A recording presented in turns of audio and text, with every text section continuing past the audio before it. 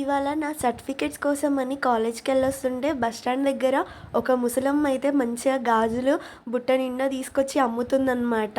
ఒక్క పీస్ వచ్చేసి 20 రూపీస్ అంట. నేనైతే 5 సెట్స్ తీసుకున్నా.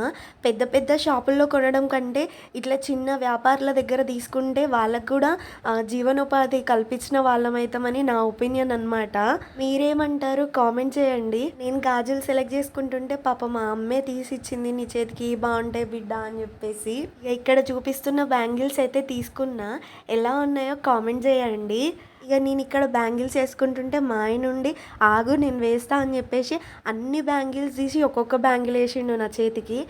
ఏంది ఇట్లా ఎవరైనా వేసుకుంటారా అంటే, ఇదే ఇప్పుడు లేటెస్ట్ ఫ్యాషన్ ట్రెండింగ్, నీకేం తెలియదు నువ్వు ఆగని చెప్పేసి అన్నాడు. అట్లుంటుంది. కానీ నా చేతికి ఇట్లా కూడా క్యూట్గానే ఉంది కదా. కామెంట్ చేయండి.